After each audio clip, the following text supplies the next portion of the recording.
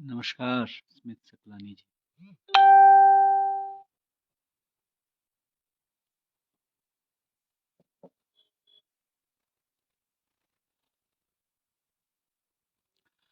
प्रणाम प्रेमा जी।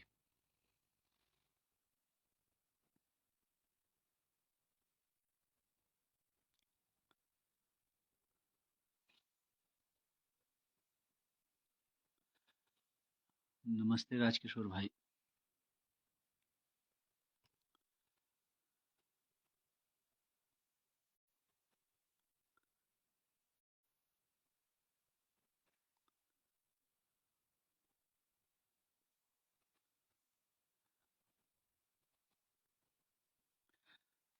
नमस्ते अनीता सोहन साहब।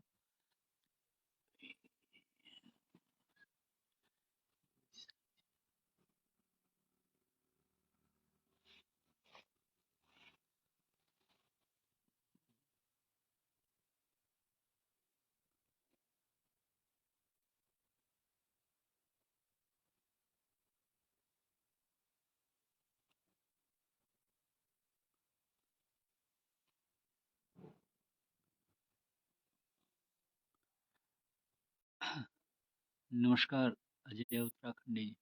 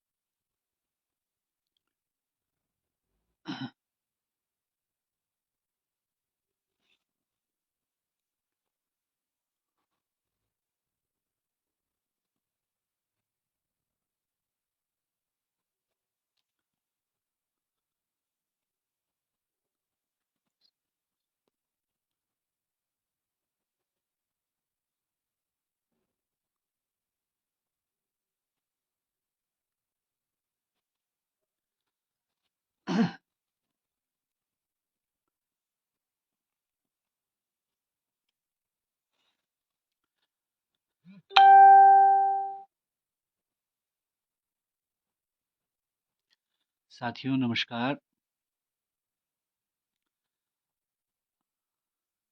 आज हमारे तहसील में चल रहे धरने को आज 92 दिन हो गए। प्रकाश भाई नमस्कार।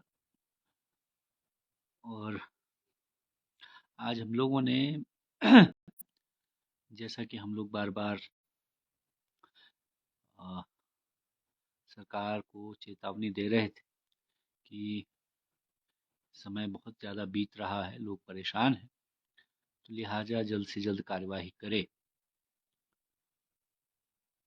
तो उसके संदर्भ में हम लोगों ने आज एक ज्ञापन दिया और उस ज्ञापन में हम लोगों ने सरकार को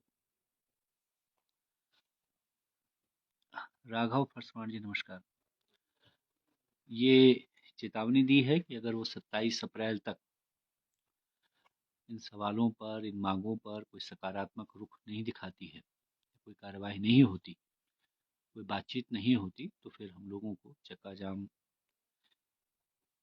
की तरफ जाना होगा।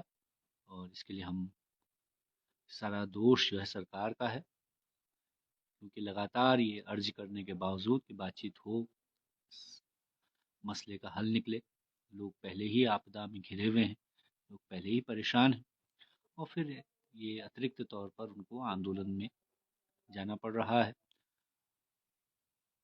और हम क्योंकि पहले भी शुरुआत जब इस आंदोलन की हो रही थी, उससे पहले ही मुख्यमंत्री से मिले देहरादून में, तो तब भी हमने देखा कि वो कोई बहुत उनका रुख सकारात्मक नहीं था।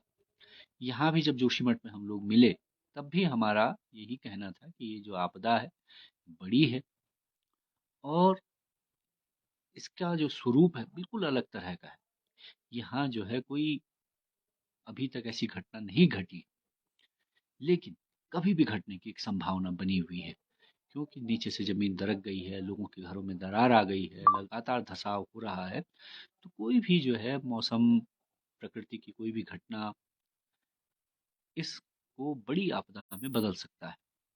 तो लिहाजा इस पर हमको मिलजुल करके काम करने की ज़रूरत है, और हमने अपने सहयोग देने का भी प्रस्ताव रखा था। यहाँ तक कि हम लोगों ने ये भी सरकार को कहा कि आप जो है हाई पावर एक कमेटी बनाइए प्रदेश के स्तर पर, उसमें स्थानीय लोगों को शामिल कीजिए। आप स्थानीय स्तर पर एक कोऑर्डिनेशन कमेटी बनाइए, उसमें हम लोगों से सहयोग लीजिए, और फिर हम मिलजुल करके इस चीज़ को ठीक कर सकते हैं। लेकिन जो है ये करने के बजाय सरकार ने इसकी उपेक्षा की, इस मांग की, और लगातार नकारात्मक रुख बनाए रखा।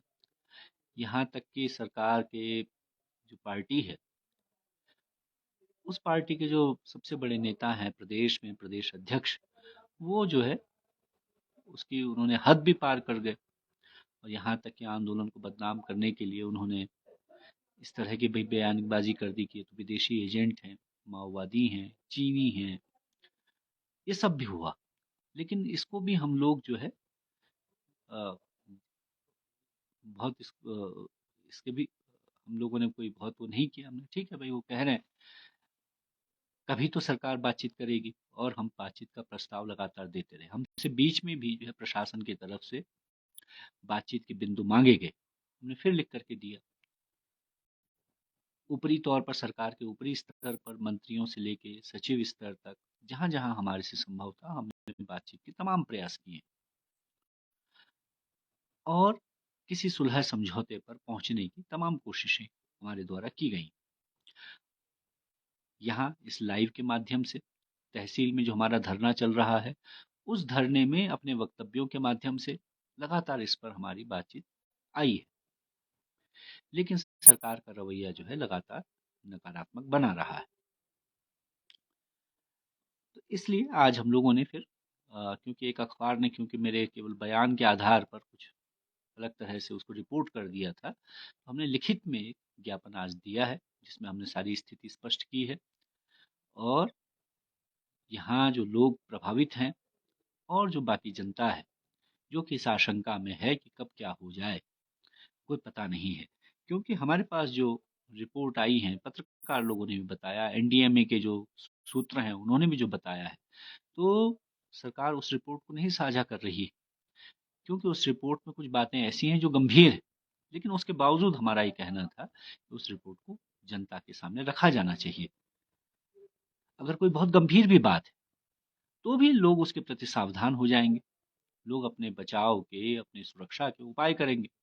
लेकिन जो है सरकार उस रिपोर्ट को दबाए रखना चाहती है, उसको खुलासा नहीं करना चाहती। जबकि सरकार की तरफ से जो जियो जारी हुआ है, उस जियो में हर दूसरी लाइन में लिखा हुआ है, प्रस्तावना से लेकर और सब जगह, कि जब वैज्ञानिकों की रिपोर्ट आएगी, तो जब वैज्ञानिकों का अध्ययन का रिपोर्ट आएगा तब ये किया जाएगा।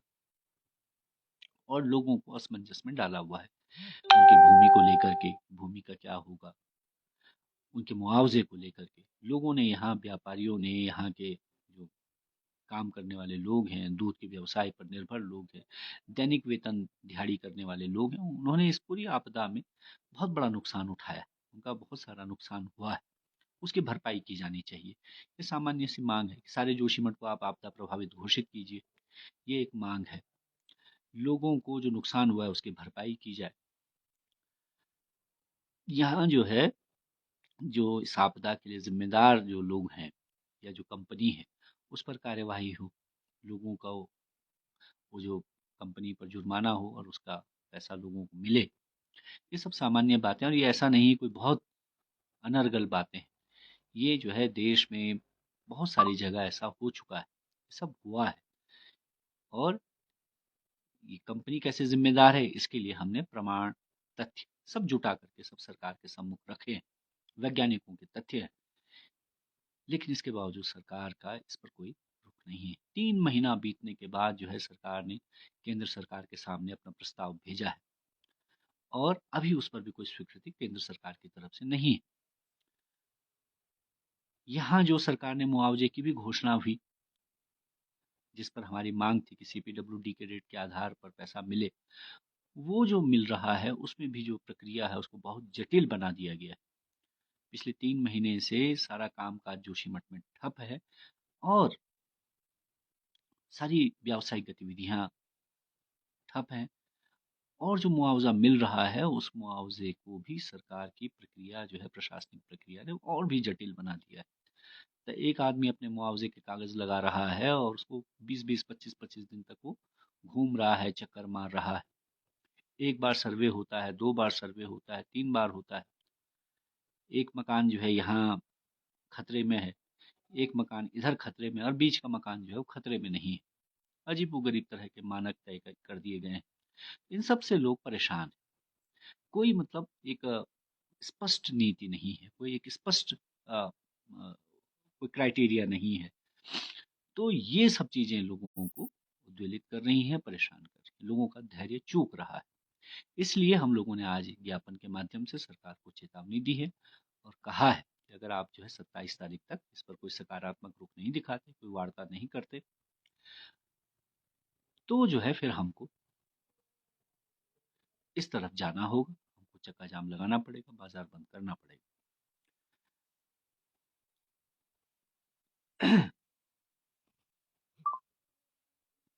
बहुत सारी चीजें ऐसी थी जो स्थानीय प्रशासन के हाथ में है, जिला प्रशासन के हाथ में है, जिस चीजों को वो यहीं उनका हल निकाला जा सकता था।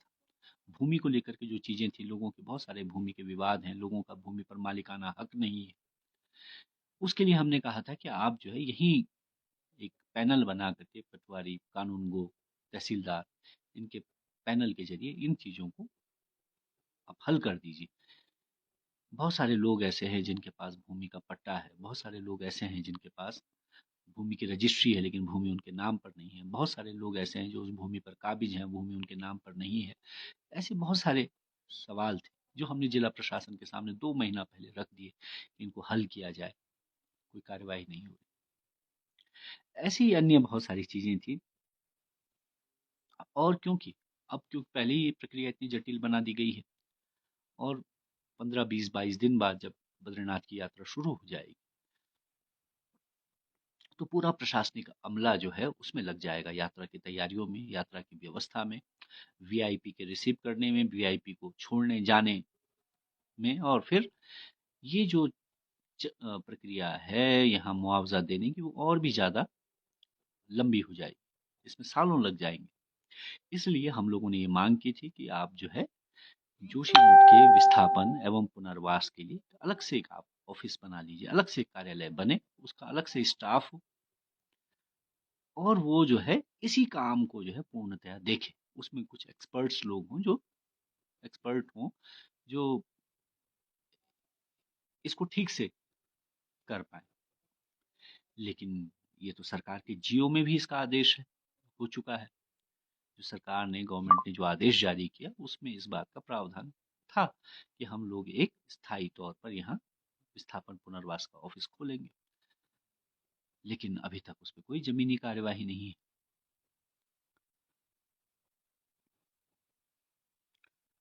तो जो है इस तरह से लगातार जो है इस पूरे जो विस्थापन, पुनर्वास, मुआवजा, इस सारी कार्यवाही को सरकार लंबा खींच रही है। कोई उसके पास स्पष्ट कोई दिशा नहीं है, कोई कार्यक्रम नहीं है। हमने कहा था आप एक नीति लेकर के आइए, कोई नीति नहीं है, और वो जो है टुकड़े टुकड़े में चीजें बहुत बिखरे हुए अंदाज में हो रही हैं। तो इससे लोगों का धैर्य चूक रहा है। अब ये 8 तारीख को मुख्यमंत्री यहाँ आ रहे हैं, एक मैराथन हो रही है, उसमें वो पार्टिसिपेट करने, उसमें हिस्सा लेने आ रहे हैं। उस पर भी हमारा ये कहना था कि उस दिन भी चाहें तो मुख्यमंत्री हमसे मिल सकते हैं और ये बातचीत हो सकती है जोशीमठ। पर अगर वो न मिलना चाहें तो कुछ नहीं किया जा सकता। लेकिन क्योंकि वो जोशीमठ के लोगों के द्वारा ही जोशीमठ में औली को प्रमोट करने के लिए वो एक दौड़ हो रही है, तो उसमें हम कोई व्यवधान करना नहीं चाहते। हम नहीं चाहते कि वो जो वो कार्यक्रम है उसको किसी तरह भी कोई अ, नुकसान हो। तो लिहाजा हमने कहा अगर मुख्यमंत्री मिलना चाहेंगे तो हम उनसे, हमने प्रस्ताव रखा है, जिलाधिकारी से बात हमने कह दी है कि हमको जो है मिलने का समय दें, और अगर वो मिलें तो ठीक है, और नहीं मिलेंगे तो हमारा जो धरना चल रहा है वहाँ उस धरने पर रहेंगे। और जो है 27 तारीख का हमारा कार्यक्रम है, उसकी हम तैयारी करेंगे।